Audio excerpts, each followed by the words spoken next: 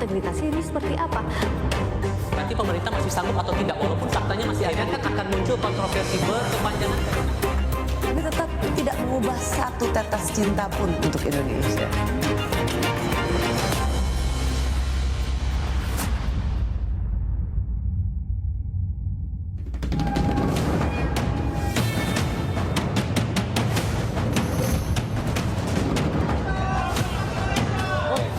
Berdasarkan pendapat dari tim jaksa penuntut umum terhadap permohonan kuasa hukum dan keluarga para tersangka, maka sesuai mekanisme dan ketentuan yang berlaku terhadap para tersangka tidak dilakukan penahanan. Mengaturkan banyak terima kasih untuk yang terjelas adalah kepada sahabat setia saya, Dr. Tifausia Tiasuma. Ini insya Allah kemenangan rakyat Indonesia.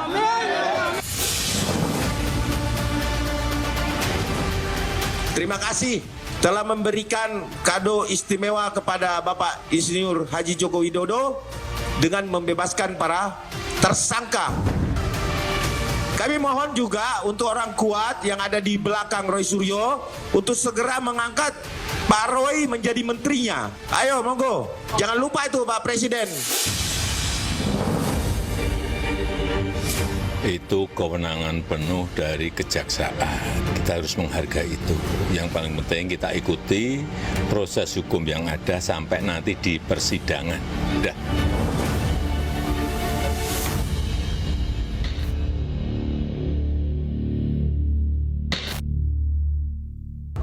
Selamat malam. Program Rosi kembali hadir ke hadapan Anda sebagai ruang opini sumber informasi. Saya Tifal Solesa.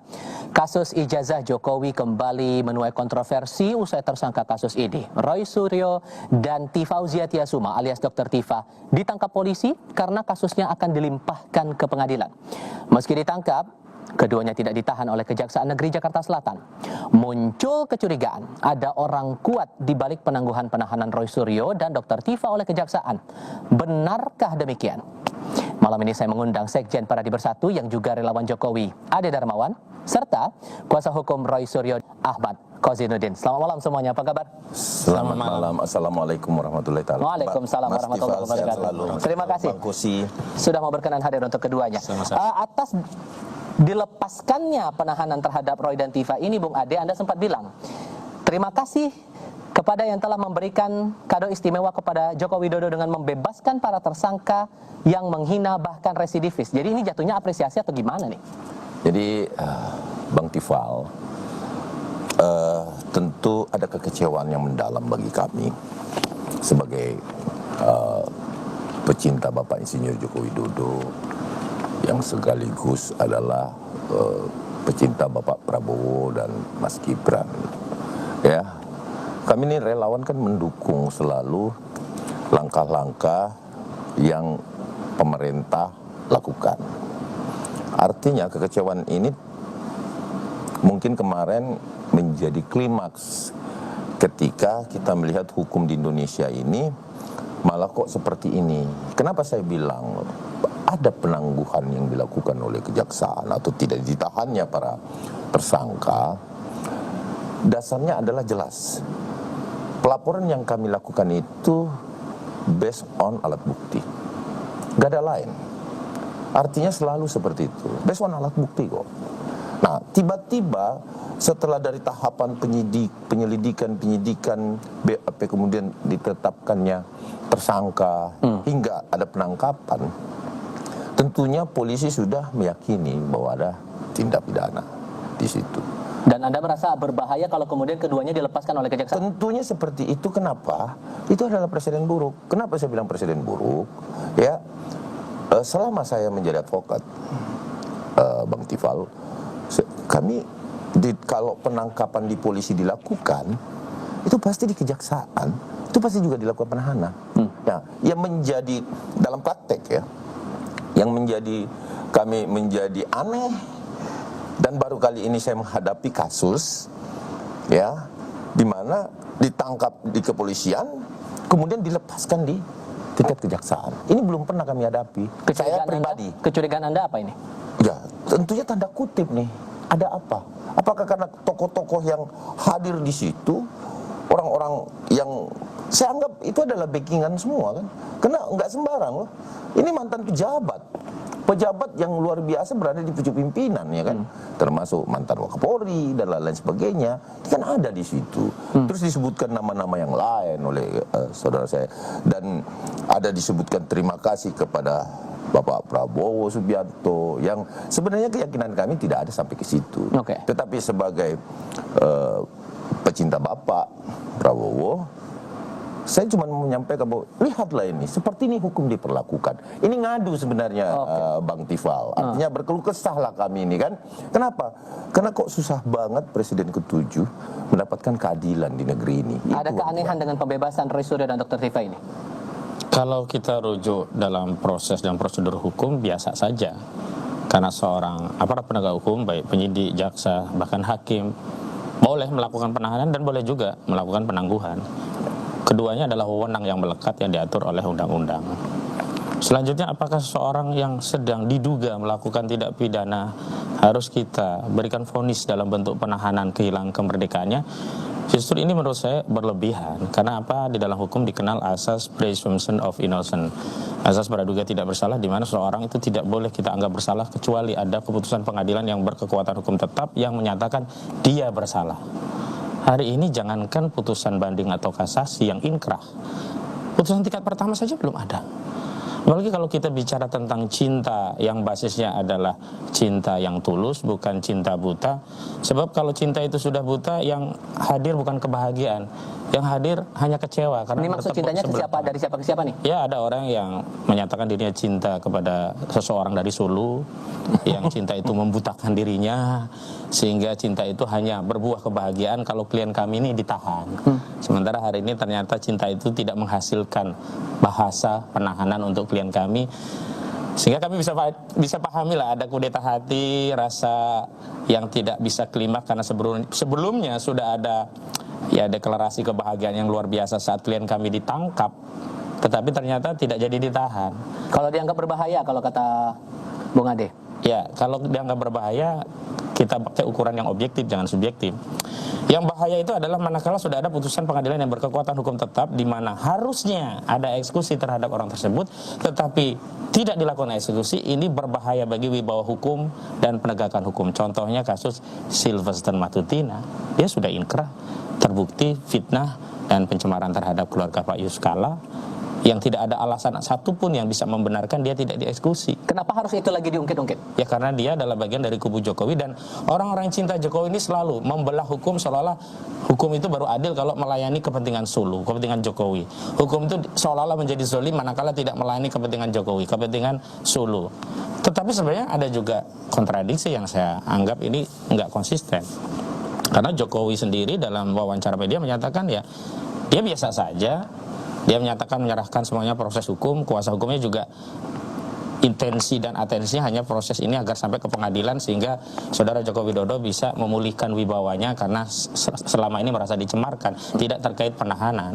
Tapi saya malah balik, jangan-jangan apa yang disampaikan Bung Adi Darmawan ini adalah konfirmasi sikap batin dari saudara Joko Widodo yang sebenarnya juga sedang kecewa berat gitu loh, mendengar kabar Roy Suryo ini tidak ditahan begitu. Gimana Bang Ade? Bang Tifal, ya, kalau ini hanya murni kasus fitnah dan penyemaran, mungkin itu hal yang biasa saja. Ya, itu yang pertama. Yang kedua, kalau kita apple to apple dengan kasus pencemaran nama baik yang dilakukan Sylvester Matutina, itu tidak apple to apple. Kenapa? Itu bukan konteks ada pasal 32, 35 ITE yang hukumannya ancamannya di atas 5 tahun.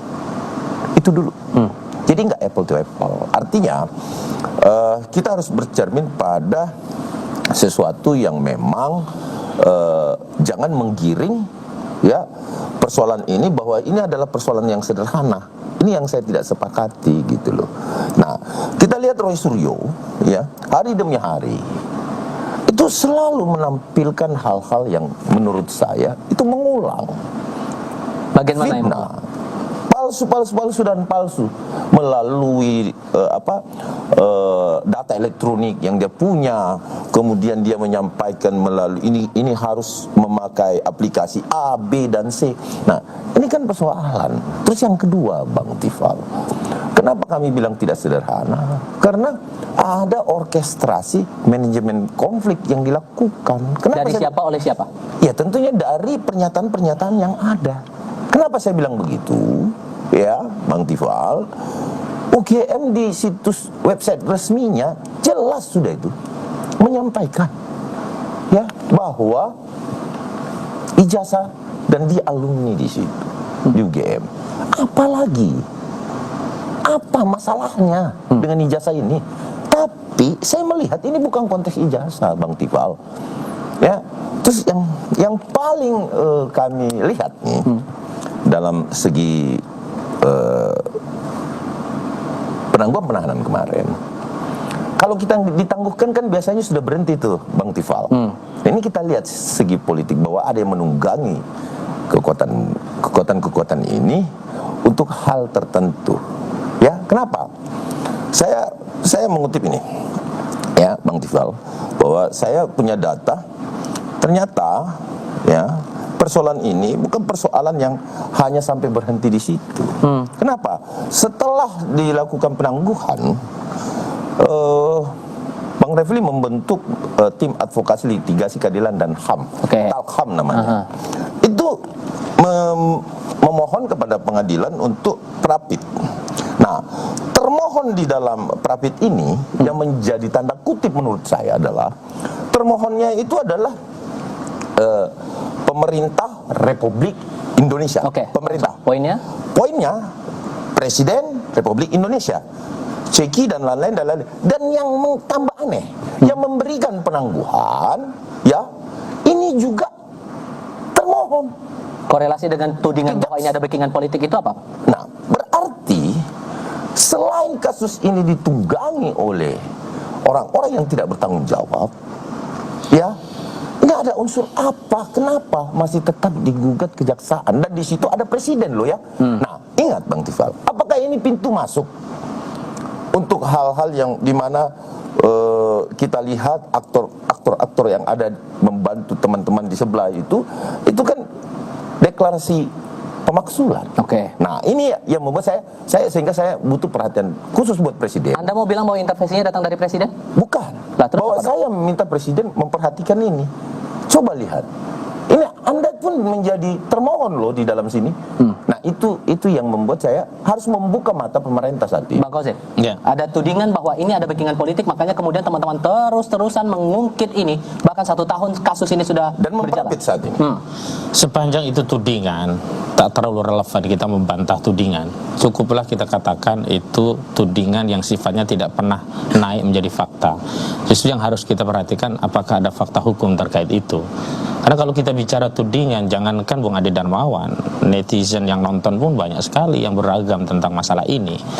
Harusnya kita sebagai orang yang berpikir untuk bangsa dan negara, berpikir tentang penegakan hukum, kita kesampingkan unsur non-hukum dan kita fokus unsur hukum agar apa? Agar persoalan ini tidak menimbulkan masalah lain setelah diselesaikan melalui pengadilan. Kita harapkan ya, pengadilan itu seperti pegadaian lah kurang lebih, benar-benar mengatasi masalah tanpa masalah. Yang nggak make sense menurut Anda dari alasan yang disampaikan Bung Ade tadi apa? Iya, karena ketika narasi tudingan ini terus dikembangkan, maka putusan apapun dari pengadilan akan terdelegitimasi, bukan oleh proses hukumnya, justru oleh tudingan-tudingan liar, misalkan menuding adanya pemakzulan, sehingga orang membaca, oh ini proses hukumnya ada motif pemakzulan. Padahal kalau dikaitkan dengan pemakzulan pun tidak ada kaitannya dengan presiden, karena memang ada misalnya penawaran TNI itu di 17 April 2025 yang lalu, sesaat setelah peristiwa Solo memang membuat acara, ada 8 atau 9 tuntutan, salah satu memang pemakzulan, tapi terhadap Gibran Rakabuming Raka, karena dianggap begitu, Bang. Ya, karena dianggap tidak sejalan sesuai dengan putusan MK itu belum cukup umur gitu. Nah, saya kesampingkan itu, saya masuk kepada pokok persoalan. Apakah begini saja sederhana, ketika seseorang ditangguhkan, langsung kita membangun ada kesimpulan, ada backingan? Kita jawab iya. Apakah backingan itu terkait kepentingan politik? Ini yang berbeda.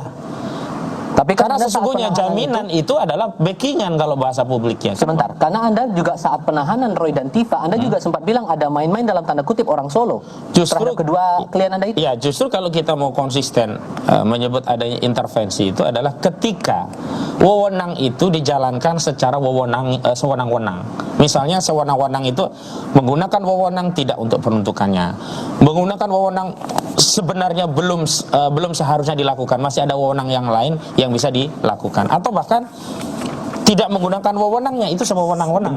Nah, dalam konteks ini misalnya dalam konteks penangkapan, dalam proses tahap 2, sebagaimana Kapolri Listio Sigit Prabowo menyatakan bahwa apa yang terjadi ini bagian dari tahap 2, itu tidak ada satupun pasal KUHP yang mewajibkan penyidik untuk melakukan penangkapan terhadap tersangka manakala akan terjadi proses tahap 2. Tidak ada.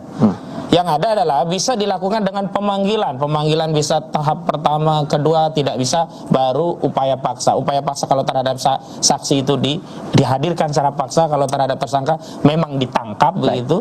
Nah, itu yang harusnya kita concern. Kenapa itu terjadi? Kenapa ketika penangguhan yang memang menjadi wewenangnya dari jaksa juga dipersoalkan? Dan setelah, tahan dulu di situ, karena juga menarik dicermati adalah begini, setelah penangguhan penahanan itu diberikan dari kejaksaan kepada Roy dan Tifa, tiba-tiba Tifa kepada publik menyampaikan terima kasih kepada Presiden Prabowo Subianto.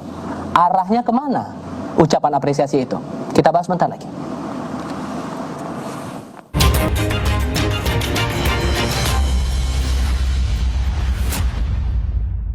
Pertama-tama saya mengucapkan terima kasih kepada Presiden Republik Indonesia Bapak Prabowo Subianto, karena beliau sangat andil. Saya yakin beliau berandil di dalam bagaimana kita berjuang ini.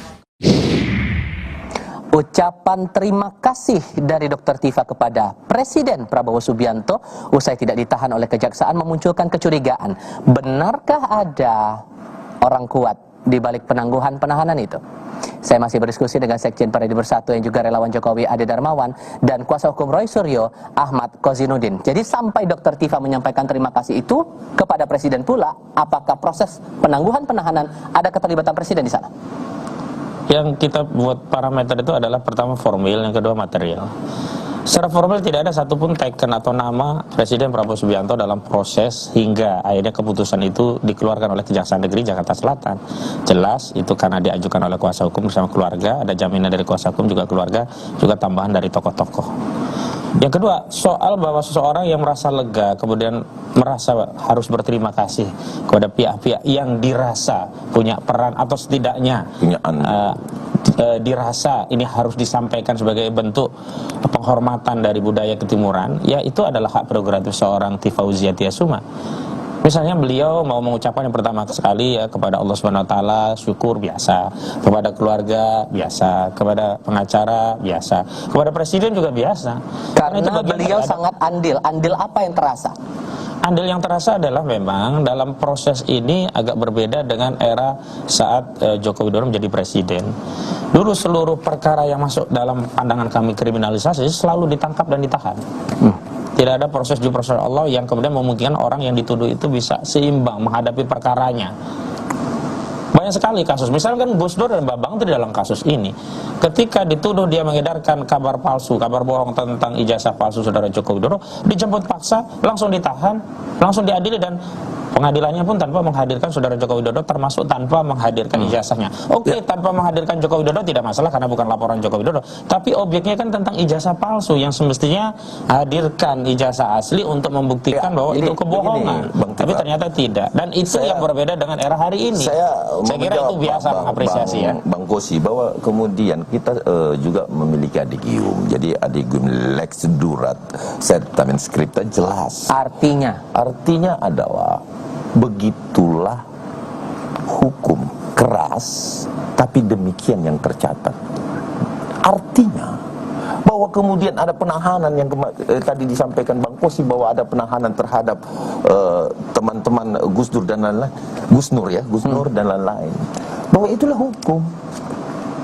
Memang seperti dan itu. hukum itu di era Jokowi memang dibuat keras. Memang seperti itu, ya kan, keras. Dan begitu yang tertulis. Makanya ketika kita sebagai warga negara yang baik, jangan melanggar hukum, apalagi ada unsur tindak pidananya dan bisa dibuktikan. Kan itu, ini kan sudah ingkrah. Artinya kalau ada ingkrah seperti itu, itu sudah ditetapkan oleh pengadilan, kita harus hormati. Sama dengan Bang Kosi mengatakan bahwa ini harus diterima semua pihak ketika ini adalah suatu kewenangan untuk dia menahan Roy Suryo dan Dr. Tifa. Kalau keluar pernyataan apresiasi itu, Anda merasa ada yang aneh juga nggak di situ? Nah, kalau terkait apresiasi ini adalah tanda kutip kan, bahwa kenapa ada intervensi atau enggak, tetapi kita tidak mau kembali ke situ. Itu adalah kewenangan. Saya kembali bahwa saya menyadari bahwa kekecewaan kami kemarin ketika kami renungkan sebagai advokat, sebagai penegak hukum, tentunya kita harus menerima apapun itu kewenangan. Kenapa? Saya rasa mungkin ada pertimbangan lain, ya kan, yang ingin disampaikan oleh kejaksaan kepada kami, para penegak hukum. Tetapi yang membuat kami berpikir lagi, kenapa pada saat sudah ditangguhkan kok malah diprapit? Ini yang membuat kami, loh, ini ada apa? Bukankah itu bagian dari hak setiap orang untuk melakukan pra peradilan? Kalau sudah ditangguhkan, sebiasanya kami menangani kasus Bang Tifal, itu kami akan berhenti.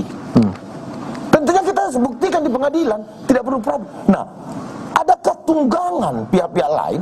Udah prapit aja sebagai pintu masuk untuk melanjutkan perjuangan yang akan digoreng kemudian hari. Siapa yang menunggangi? Misalkan seperti itu. Nah, kita tahu kok.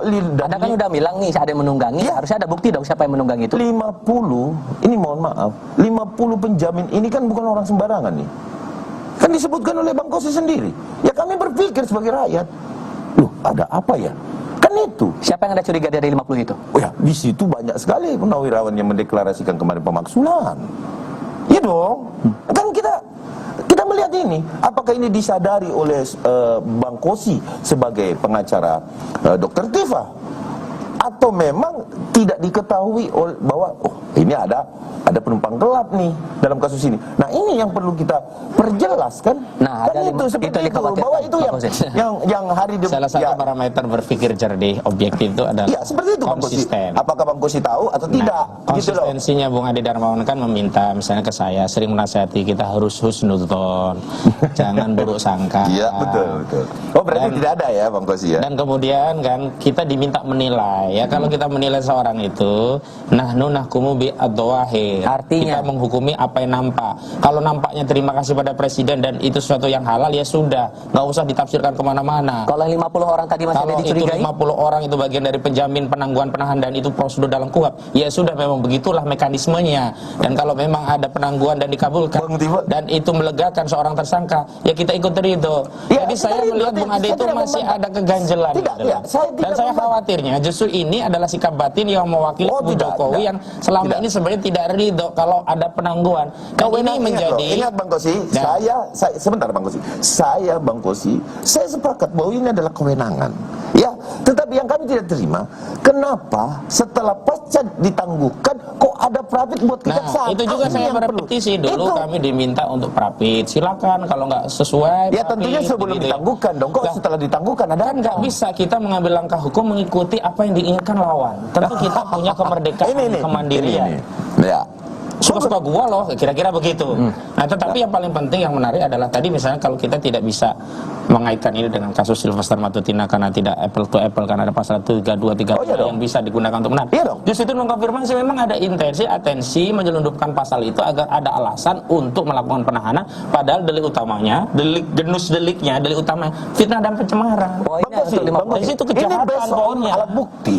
Bang Kosi, saya bersampaikan Bang Kosi bahwa based on alat bukti Bang Kosi, bahwa pasal 32 dan 35 itu based on alat bukti. Based on alat bukti. Tetapi kan terserah mana yang mau kita laporkan. Apakah pencemaran juga saja. Bisa. Seperti Pak Luhut Binsar Panjaitan. Tidak bisa juga kita memaksa Pak Luhut itu tidak kemudian menggunakan pasal 3235 walaupun 3235 ada. Bang Kosi, saya melihat Pak Luhut lebih punya sikap negarawan ketimbang Saudara Joko Widodo. Karena ini menggunakan di kasus Al-Azhar, Fathia Maulid karena aktor dulu Pak Luhut juga udah ada undang-undang ITE sama.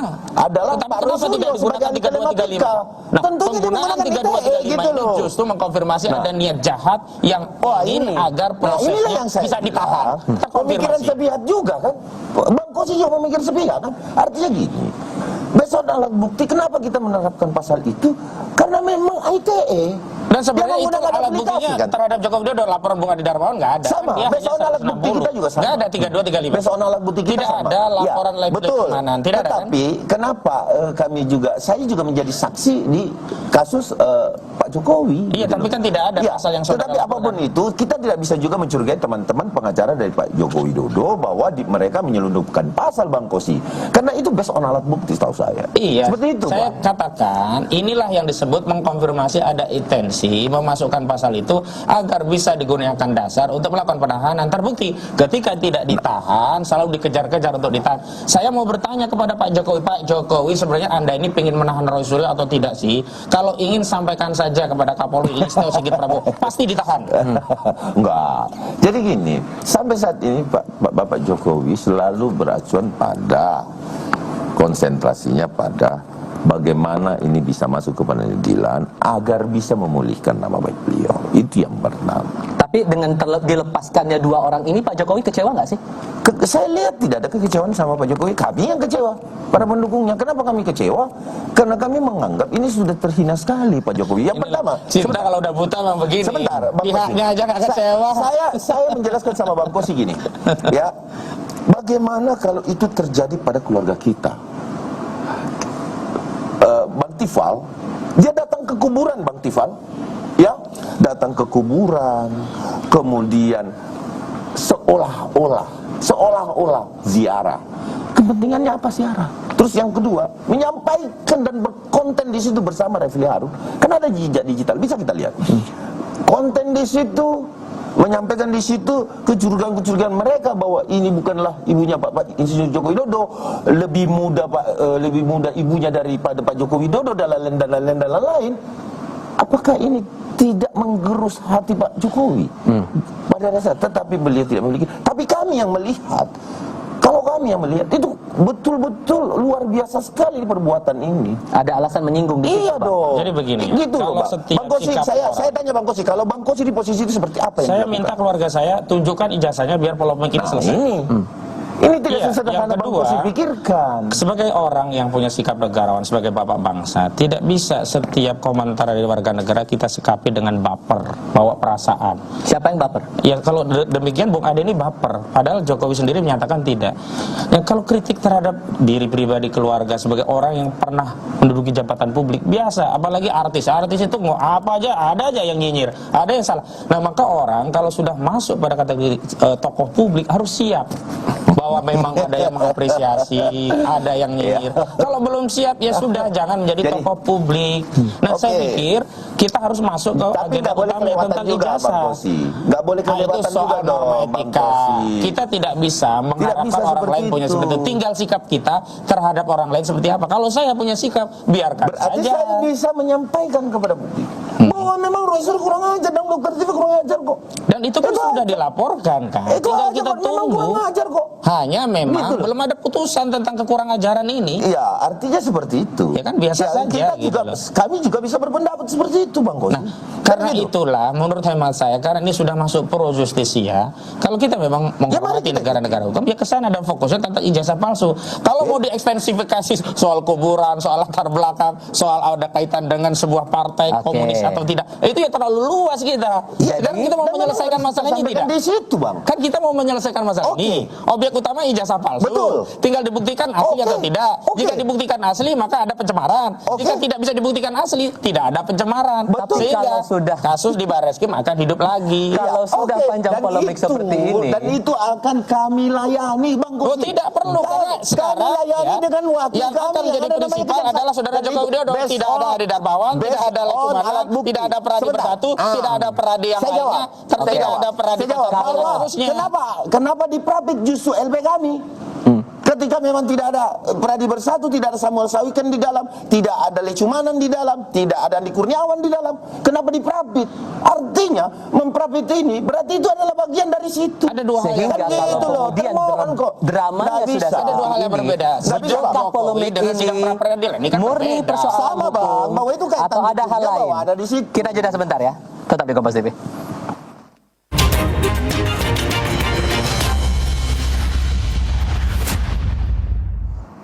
Saya masih berdiskusi dengan Sekjen Pradi Bersatu yang juga relawan Jokowi Ade Darmawan serta kuasa hukum Roy Suryo Ahmad Kozinudin. Hal menarik juga saya cermati dari pernyataan Anda Bung Ade dalam konferensi pers terakhir yang menyebut begini, untuk orang kuat di belakang Roy Suryo untuk segera mengangkat Roy Suryo jadi menterinya. Maksud apa maksudnya itu?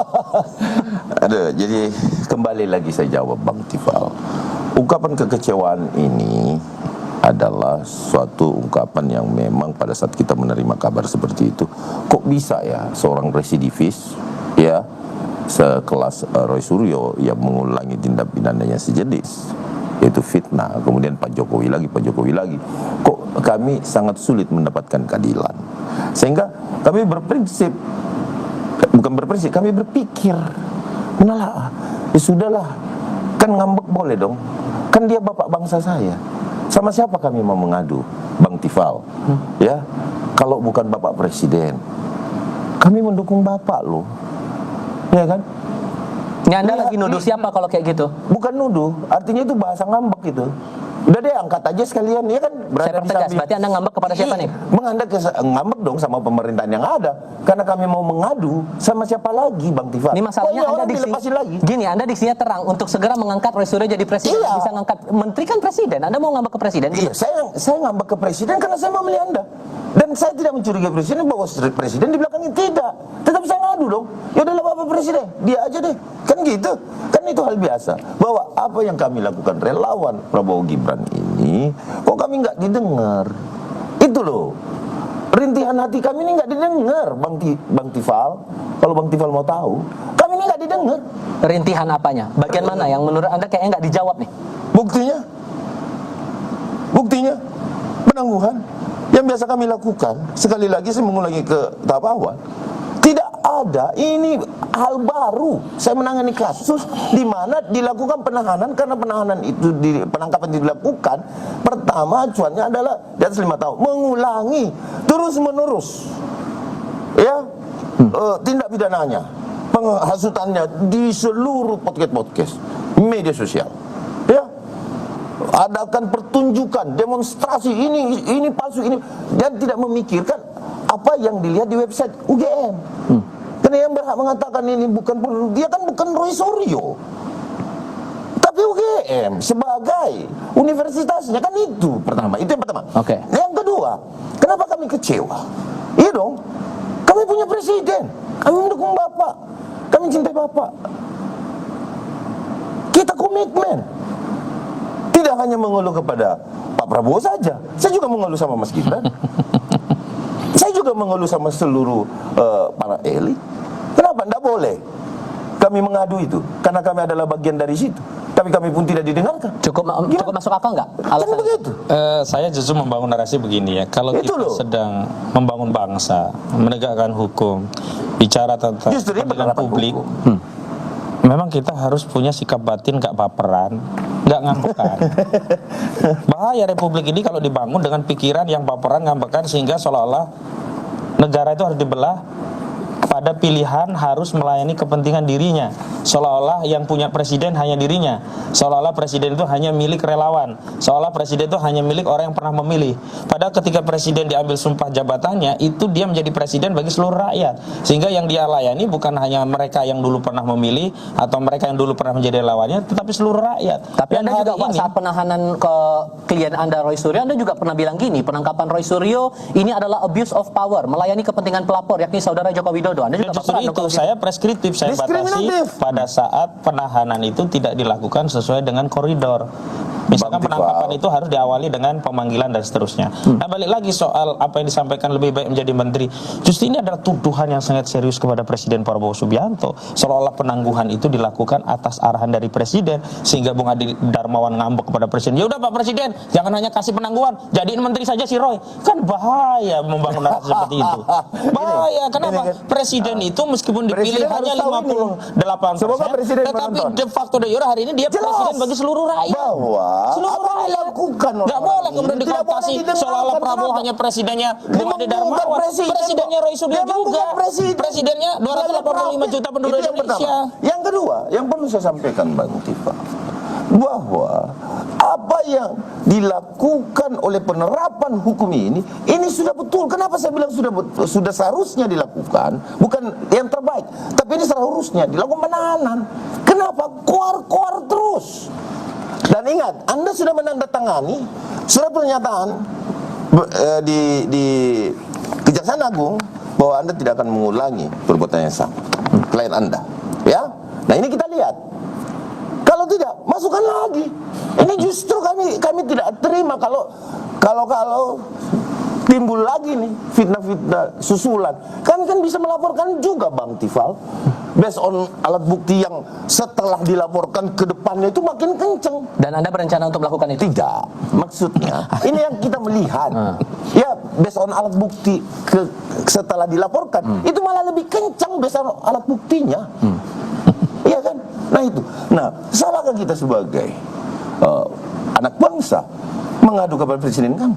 Ngambek sama presiden? Kenapa nggak boleh? Kenapa nggak boleh? Jadi begini, Anda memaki justru Pak Prabowo ini tidak adil dan diskriminatif saat ini adalah klien saudara. Klien saudara ini diskriminatif. Dan kita korban. gitu tuh. Kami ini bukan pada orang yang punya decision maker, bukan orang yang punya kewenangan untuk ditangguhkan. Tidak boleh, tidak. Kami hanya menggunakan hak kita untuk mengajukan permohonan. Dan kebetulan kata Allah permohonan itu dikabulkan dan ditangguhkan. Jadi kalau ada tindakan diskriminatif berarti tuduhannya bukan kepada kami, kepada penegak hukum. Yang hari ini seolah-olah kenapa ditangguhkan itu diskriminasi. Padahal penangguhan itu biasa saja. Biasa saja saya berpraktik sebagai advokat, ada penangguhan, ada pengalihan, ada penangguhan itu yang total, ada pengalihan dari tahanan total jadi tahanan rumah. Itu biasa saja, Bang Kosi. Ya. Kenapa kok narasinya diskriminatif? Tidak mendapatkan keadilan. Itu Bang Kosi. Keadilan apa yang dimaksud? Apakah dengan menahan warga negara, anak bangsa yang pernah menjadi rakyatnya itu baru adil? Ya, saya mengulangi lagi, Bang Kosi, bahwa apa yang itulah hukum gitu loh. Nah, kalau demikian, Pak Jokowi sendiri menyatakan nggak apa-apa ikuti prosesnya. Berarti Bung Adi Darmawan tidak mengikuti arahan Pak Jokowi untuk mengikuti prosesnya. Saya sudah sampaikan kembali kepada kewenangan. Kami menerima semua. Ya sudah, nggak ada masalah. Kami nggak keberatan. Tapi yang menjadi pertanyaan kami, Anda teman rekan Anda Refli Harun kok bisa-bisanya ada rapid untuk Kejaksaan Agung yang sudah memberikan ya? Ada apa? Itu pertanyaan saya. Belum sidang saja. Masih kita banyak perdebatan gitu loh. Langsung menilai pekerjaan orang. Bagaimana kemudian? Ada apa? Iya kan? Lalu jangan membangun suudzon. Katanya nggak boleh sidang. Saat sidang akan berlangsung di Pengadilan Negeri Jakarta Timur bakal bergulir nanti. Kita bahas sebentar lagi.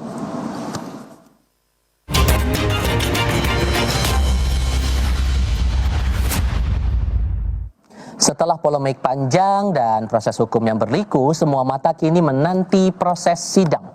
Saya masih bersama Sekjen Pradi Bersatu yang juga relawan Jokowi Ade Darmawan dan kuasa hukum Roy Suryo Ahmad Kozinudin. Sebelum ke masalah sidang yang akan kita hadapi sebentar lagi, Bung Kozin, saya juga tertarik pada pernyataan rekan Anda juga, Abdul Ghafur Sangaji, yang pernah bilang bahwa ada pernyataan dari jaksa terkait dengan tawaran yang dilakukan RJ atau berdamai dengan pelapor Pak Joko Widodo datang dari jaksa.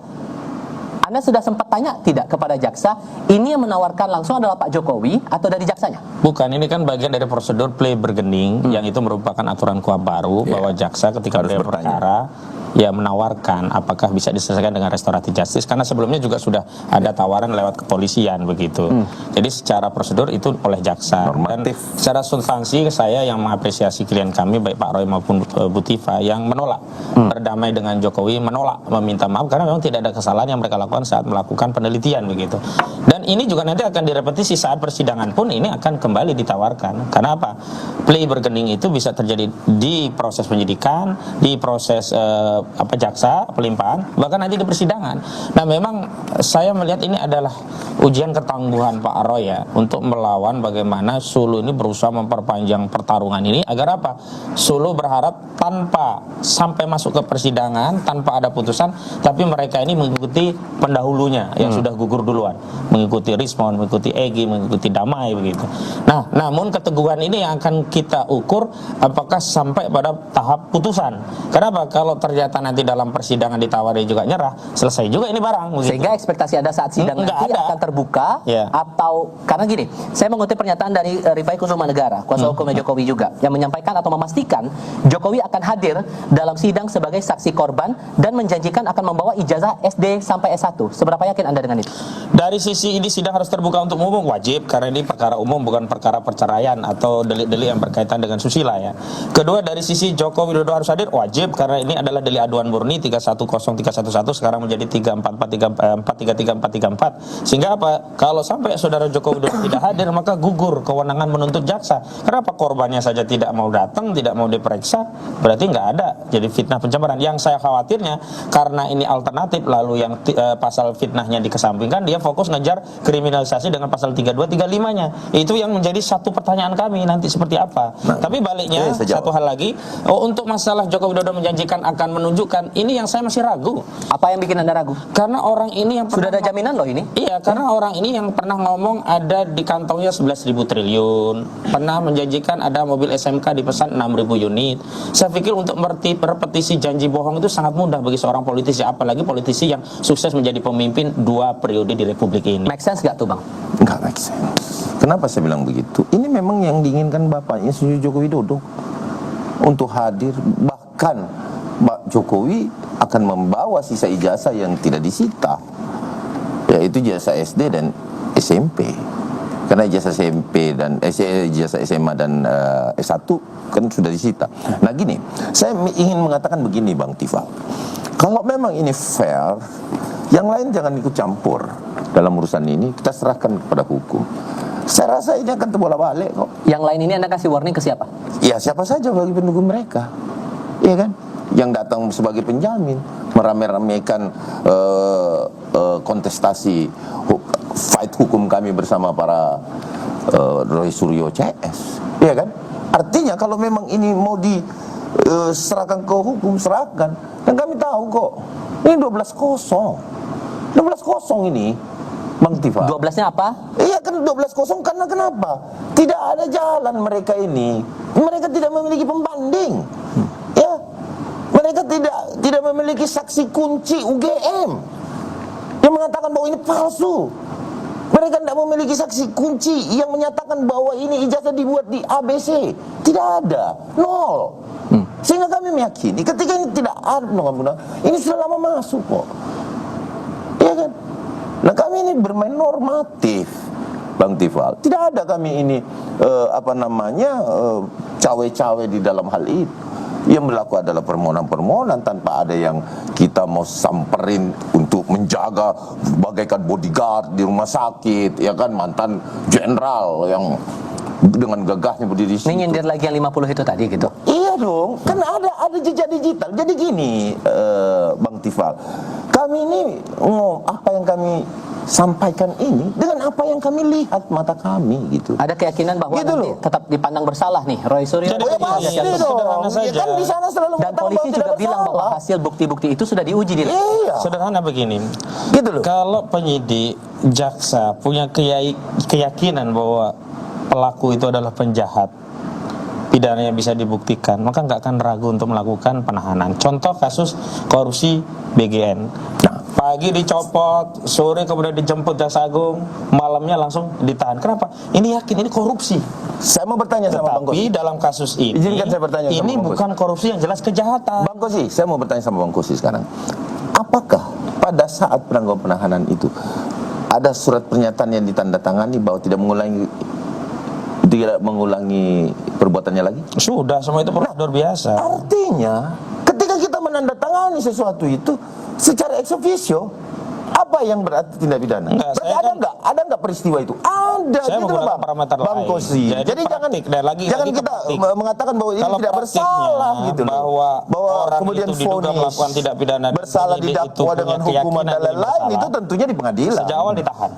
Iya seperti dong. kasus BGN, langsung ditahan. nggak Ada perlu peristiwa, lama-lama. Bang. Karena persoalannya itu ada dua. Ada Apakah peristiwa, benar Bang. ijazah itu asli? Ini belum yakin.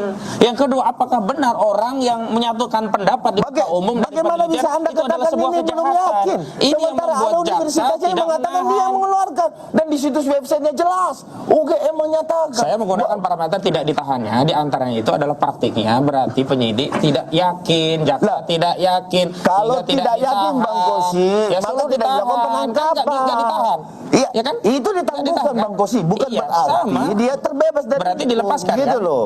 Karena Nah, kita begini, lihat aja nanti saya balik lagi bahwa praktiknya saudara, apakah nanti dinyatakan tidak bersalah? Kalau kejahatan itu Iya kan? benar-benar tidak ada tafsir lain kecuali kejahatan, jaksa nggak peduli omongan orang. Nggak peduli omongan orang mau apapun, saya menegakkan hukum karena saya yakin ini kejahatan dan bahaya sekali kalau ini saya tangguhkan. Tapi hari ini memang kasus ini kasus yang tidak bisa langsung dianggap kejahatan. Inilah yang Kenapa? direpetisi. Karena ini ada Inilah yang irisan direpetisi antara oleh kemerdekaan teman-teman kuasa berpendapat, hukum Roy. meneliti, Gitu menyimpulkan palsu dengan apa yang dianggap itu sebagai fitnah dan kebenaran. Sehingga Tidak keyakinan bisa. Anda bahwa ijazah itu nanti walaupun akan tetap ditunjukkan ke persidangan, Anda yakin bahwa itu Itu tetap palsu. Gimana, Bang? Coba, Palsu. coba bayangkan. Masih ada keyakinan seorang, Dan itu diyakini Roy Suryo. Tinggal bahwa keyakinan ini yang bahwa sebelumnya kemudian selalu diyakini bahwa itu hanya di ruang kemudian publik kita mau Roy Suryo mendelivery bukan keyakinan ini Universitas melalui Gajah putusan Mada, pengadilan. Bang Tifal. Dia bukan Universitas Gajah Mada. Dia hanya alumni yang sesat pikir. Ya kan, alumni sesat pikir yang selalu Nah, ini maintenance isu. redaksinya Gitu. berubah-ubah ini. Sekarang Gitu. ada sesat pikir. Memang Kenapa kita sesat fokus pikir, saja kenapa saya bilang? kepada soal Karena apakah dia kita tidak yakin. linear. Kalau kami Klien ditanya punya saudara- keyakinan, klien itu keyakinannya adalah 99,9% Klien Bang palsu. Kosi, Dan keyakinan klien itu Bang akan Kosi delivery tidak melalui linear proses sebagai pengadilan. ahli Sehingga yang telematika. dibutuhkan adalah Dan forum perlu diingat, pengadilan untuk dia memutuskan. bukanlah- Menimbang bahwa dia ijazah tersebut bukanlah adalah Universitas palsu, Gajah Mada yang maka demi mengeluarkan hukum Roy ijazah Suryo itu. dibebaskan Itu yang dari perlu segala Anda ketahui. tuduhan. Dan Bahwa karenanya, Anda selalu apa yang sudah dilakukan di Baris Krim Anda membela orang yang salah. Kenapa? Karena dia bahwa bukan diduga UGM. memang UGM sudah penggunaan menyatakan. ijazah palsu Puslapor untuk sudah presiden dua menyatakan. periode ini bermasalah. Ketebalan kertas dan lain sebagainya. Tetapi itu tidak lakukan. Ini baru pemanasan. Kenapa saya bilang pemanasan? Karena proses sidang belum berjalan, baru akan berjalan nanti. Kita tunggu di pengadilan. Saat Kita jadwalnya ketemu. keluar Kita ketemu. di Pengadilan Negeri Jakarta Jaksa, Timur. lakukan yang terbaik. Oke. Jaksa, abaikan dia. Bung Ade, terima Oke. kasih. Bang Qasim, Ya, terima kasih. sama-sama. Terima kasih juga untuk Anda sudah menyaksikan Rosti. Jumpa lagi pekan depan. Saya Tifal Solesa. Tetap di Kompas TV. Independen, terpercaya. Salaman dulu dong.